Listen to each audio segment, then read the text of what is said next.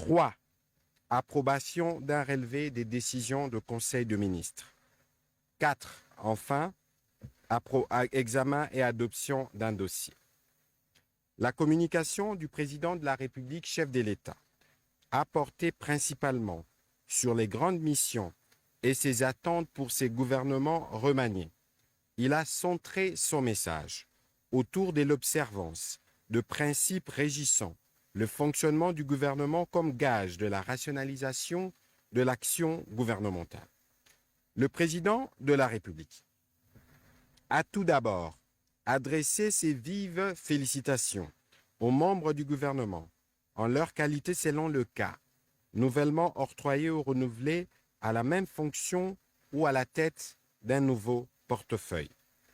Il a également félicité et remercié tout autant les membres sortants pour l'engagement affiché tout au long de l'exercice de leurs fonctions et leur a demandé, au vu de leur expertise et des expériences qu'ils ont pu accumuler, de rester disponibles pour la nation.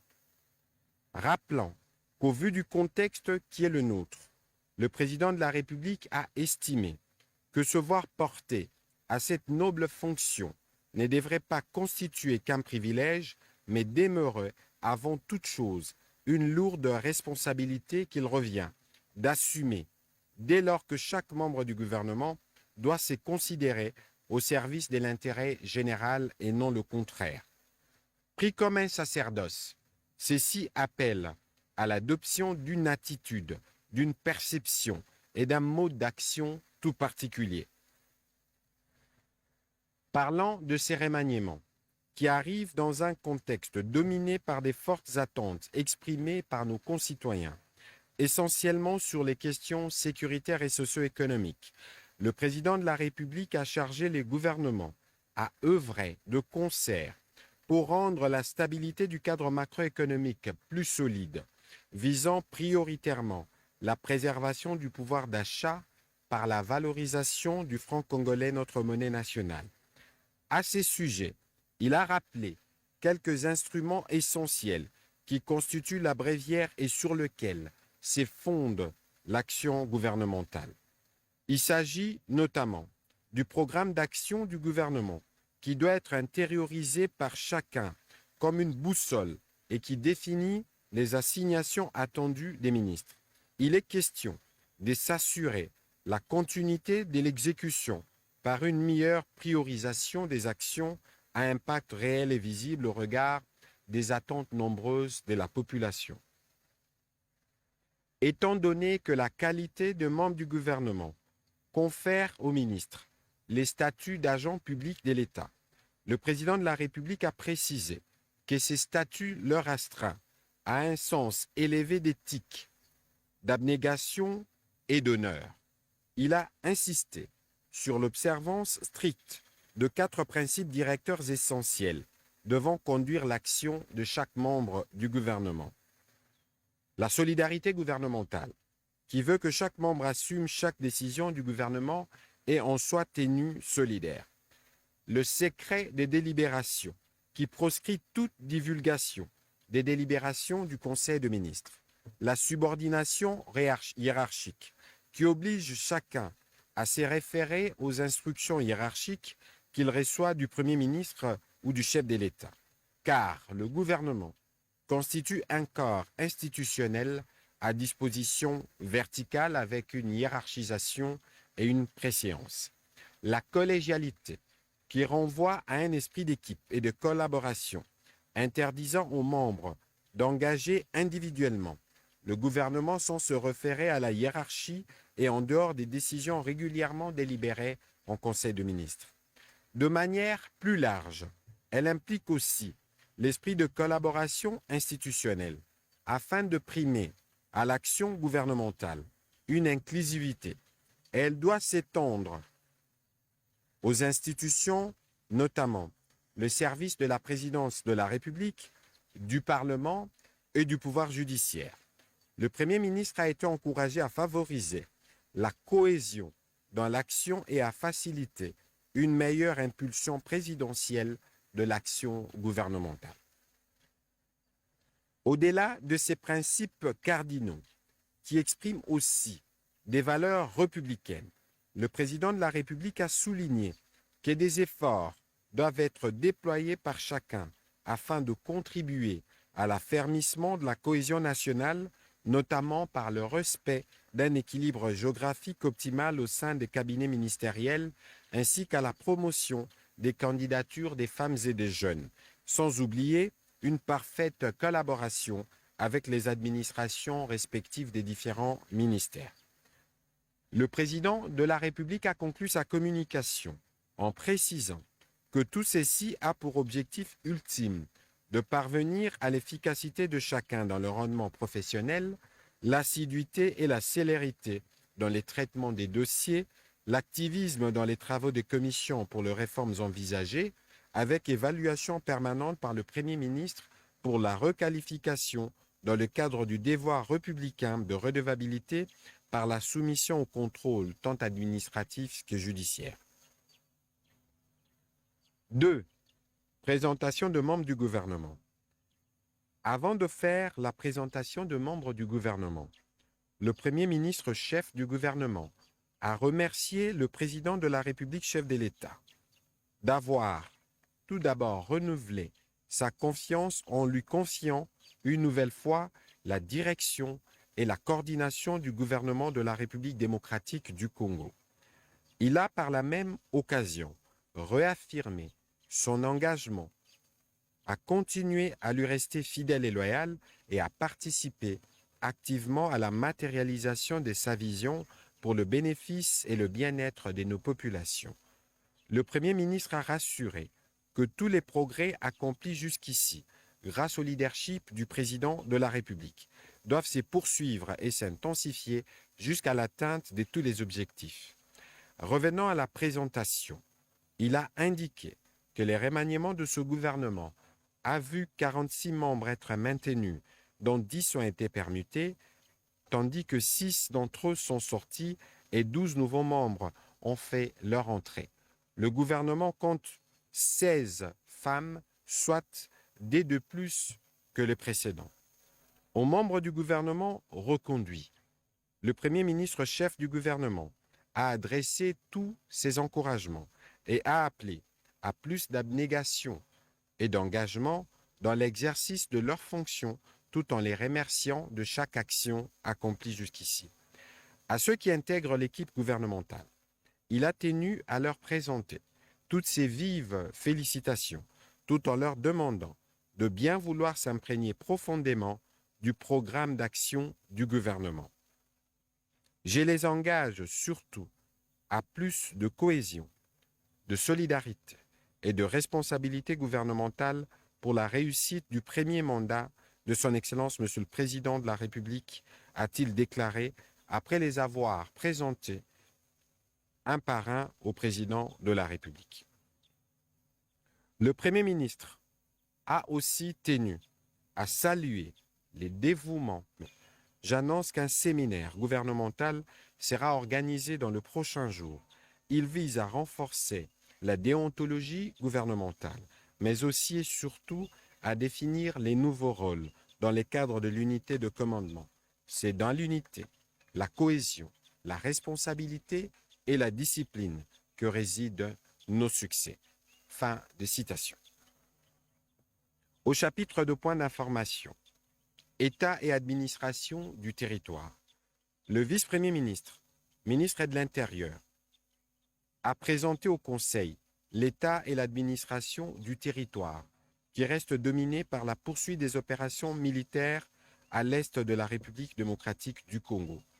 Durant la semaine qui s'est achevée, l'état d'esprit de la population est resté dominé par les réactions et commentaires sur l'interview accordée au magazine britannique The Times par le président de la République, les réactions et commentaires de l'opinion globalement positifs après la publication de la mouture du gouvernement Sama Lukonde II.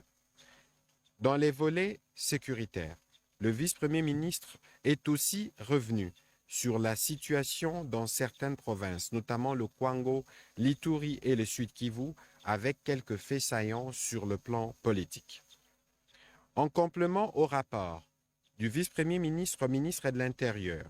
Le vice-premier ministre, ministre de la Défense nationale et ancien combattant, a indiqué que la situation sécuritaire à l'est du pays est caractérisée par la poursuite des attaques des RDF dans les territoires de Massissi, Rutshuru et Nyiragongo, la recrudescence de l'activisme des terroristes ADF-MTM dans les territoires de Beni, Irumu et Mambasa, l'intensification des affrontements intercommunautaires dans les territoires de Djougou et Mahagi en Ituri. À l'ouest, la situation reste marquée par les conséquences du conflit intercommunautaire dans l'espace ex-Grand Bandundu, particulièrement à Kwamouth. En outre, des efforts fournis consécutivement au plan de redéploiement de la force régionale de l'EAC, adopté le 9 février 2023. Les différentes forces de l'EAC prennent progressivement position dans les différents lieux indiqués par les 10 plans. Ici est de souligner cependant que la prise de position de forces de l'EAC bute aux résistances de la part du RDF M23. À ces propos, justement, le vice-premier ministre, ministre de la Défense, a signalé que consécutivement aux affrontements qui ont opposé les forces armées de la République démocratique du Congo et les terroristes M23 RDF, 3 militaires de l'armée rwandaise ont été neutralisés, dont le colonel Jacques Litaba, commandant RDF dans le Rutshuru Centre. Le vice-premier ministre, ministre de la Défense nationale, a fait part au Conseil du bilan des patrouilles menées du 25 au 29 mars courant par les forces conjointes FARDC et UPDF contre les terroristes ADF-MTM au confluent des rivières Lusilube et Nzelube, secteur de Rwenzori. Il s'agit de la neutralisation de 25 terroristes, dont 3 de leurs principaux leaders, à savoir Issa Seka de nationalité ougandaise, Abou Yassine de nationalité burundaise et Kichotara de nationalité kenyane. La récupération de quelques armes et une importante quantité de munitions, ainsi qu'une dizaine de Korans. Durant ces affrontements, un militaire de l'armée ougandaise a été tué aux côtés des forces armées de la République démocratique du Congo. Le Conseil a pris acte de ces rapports. Au sujet de la situation sanitaire, le ministre de la Santé publique, Hygiène et Prévention a centré son intervention autour de quelques points, notamment la situation du déploiement de la couverture santé universelle. À ces propos, il a rassuré que l'ordonnance loi numéro 23/066 du 3 mars 2023, modifiant et complétant la loi numéro 18/035 du 13 décembre 2018, a été transmise au Parlement pour ratification. Pour ce qui est de la gratuité des accouchements et des soins aux nouveau-nés, des discussions sont en cours avec le ministère de Finances en vue de son financement et d'une mise en place rapide. Toutefois, le programme de développement des systèmes de santé PDSS, appuyé par la Banque mondiale, a déjà commandé des kits d'accouchement afin d'équiper 2190 formations sanitaires à travers le pays pour une valeur estimée à 20 millions de dollars américains. En dernier lieu, le ministre de la Santé publique, Hygiène et Prévention a passé en revue la situation épidémiologique du pays, notamment celle du choléra, de la COVID-19 et du monkeypox.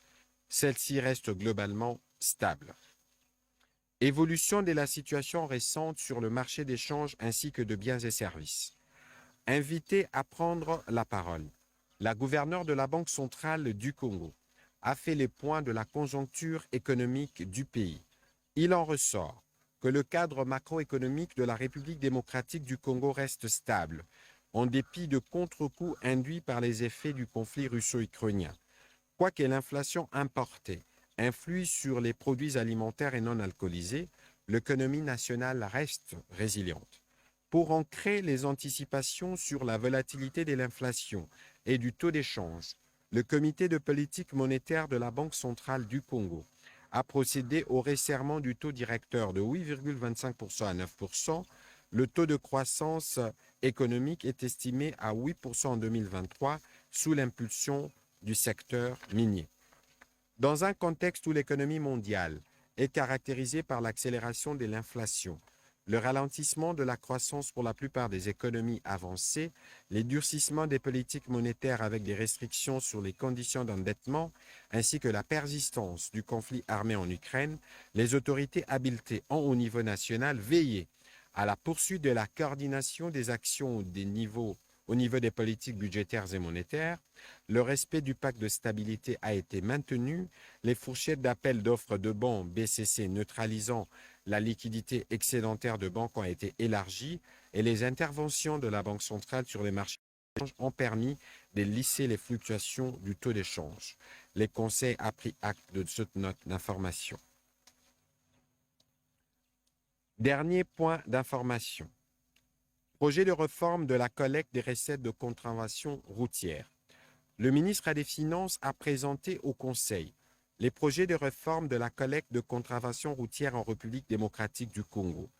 Partant d'un état des lieux rigoureux, il a été constaté que les systèmes de recouvrement actuels de ces contraventions est peu performants, insuffisamment dissuasifs, peu contraignants et confrontés à des difficultés structurelles dont la perception manuelle et l'absence d'un mécanisme automatique des contrôles. Le ministre des Finances a rassuré que la réforme de la collecte de contraventions routières initiée s'appuiera sur deux réformes en cours. La réforme de l'immatriculation de véhicules qui arrive à sa phase finale et celle de l'introduction des paiements des recettes par les moyens digitaux, téléphone, carte bancaire, banque en ligne, distributeur automatique de monnaie, etc. Il a annoncé qu'un appel d'offres sera lancé pour un partenariat public-privé compte tenu de l'innovation technologique à introduire. Le ministre des Finances a conclu son propos en précisant que cette réforme permettra d'accroître les recettes du Trésor public et de réduire la délinquance et les accidents sur les routes à travers le pays. Les niveaux des recettes attendus à la suite de l'implémentation de celle-ci se chiffreraient en centaines de millions de dollars américains. Dès la première année, ces niveaux devraient s'accroître chaque année. Le Conseil a pris acte de ce projet. Dernier point inscrit au Conseil de ministres de ce jour, relatif à l'approbation d'un relevé des décisions du Conseil de ministres. Le Conseil de ministres a adopté le relevé des décisions prises lors de la 91e réunion tenue le vendredi 17 mars 2023. Priorité au peuple. Le président de la République a terminé la réunion du Conseil de ministres de ce jour en exhortant le membre du gouvernement à rester concentré sur les attentes de la population qui tournent principalement autour du retour de la paix, de la sécurité et de la défense du territoire, l'amélioration du pouvoir d'achat ainsi que des conditions socio-économiques de la population, la réussite du programme de développement local de 145 territoires, la santé, l'éducation, ainsi que l'encadrement de la jeunesse à travers le sport. C'est sur ces mots que le président de la République a conclu le Conseil de ministres de ce jour. Commencé à 12h50, la réunion du Conseil de ministres a pris fin à 16h18. Je vous remercie.